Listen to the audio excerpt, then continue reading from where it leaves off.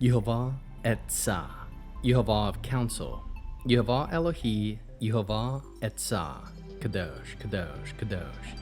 Please fill me and lead me and cover me and stir me and speak through me with your Ruach HaKodesh, that I may speak your written words with boldness and humility to those who listen.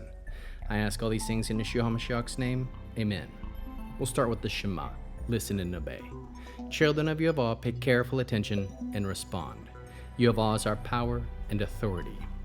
Yehovah works in unity with himself, and you shall act upon your love to Yehovah with your power and authority, with your thoughts and mind, with your entire body, and with all the muchness that you have. Yeh-ho-VAH, hand, behold, nail, behold. 2 Chronicles chapter 10. Rehoboam went to Shechem, where all Israel had come in order to proclaim him king. When Yehovah, the son of Nevat, heard of it, he returned from Egypt, where he had fled from Shlomo. They sent and summoned him. So Yehovah and all Israel came and said to Rehoboam, "Your father laid a harsh yoke on us, but if you will lighten the harsh service, we will render your father and ease his heavy Elotav yoke that he put on us. We will serve you."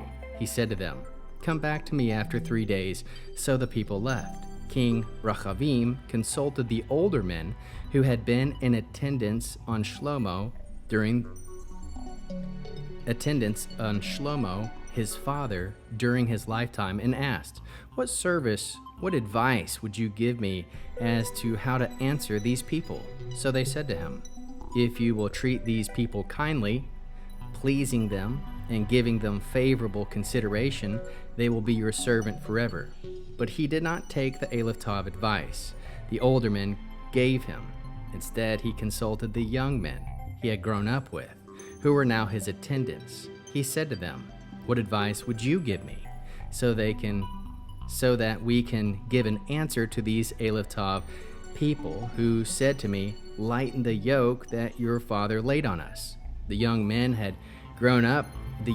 had grown up with said to him, "The people who said to you, 'Your father made our Aleph Tav yoke heavy, but you make it lighter for us,' here's the answer you should give them. 'My little finger is thicker than my father's waist.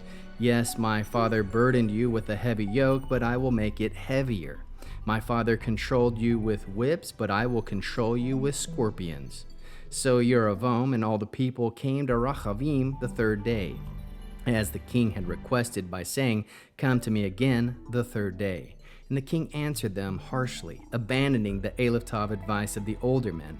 King Rehoboam addressed them according to the advice of the young men and said, "I will make your Aleph Tav yoke heavy, and I will add to it. My father controlled you with whips, but I will control you with scorpions." So the king didn't listen to the people, and that was something God brought about so that Yehovah could fulfill his Aleph Tav word, which he had spoken through Achiah from Shiloh to Yehovah the son of Nevat. When all Israel saw that the king wasn't listening to them, the people answered Aleph Tav the king, "Do we have to share in David? We have no heritage in the son of Yishai. Everyone to your tents, Israel. Care for your own house, David." So all Israel left for their tents, but as for the people of Israel living in the cities of Yehudah, Rehoboam ruled over them. King Rehoboam then sent Aleph Tav Hadaram, who was in charge of the forced labor, but the people of Israel stoned him to death. King Rehoboam managed to mount his chariot and flee to Jerusalem. Israel had been in rebellion against the dynasty of David to this day. How can we learn to love our Creator after reading this fascinating 10th chapter of 2 Chronicles? We can love Yehovah by seeking his counsel before making decisions. Love Yehovah by learning from the wisdom of those who walk in truth.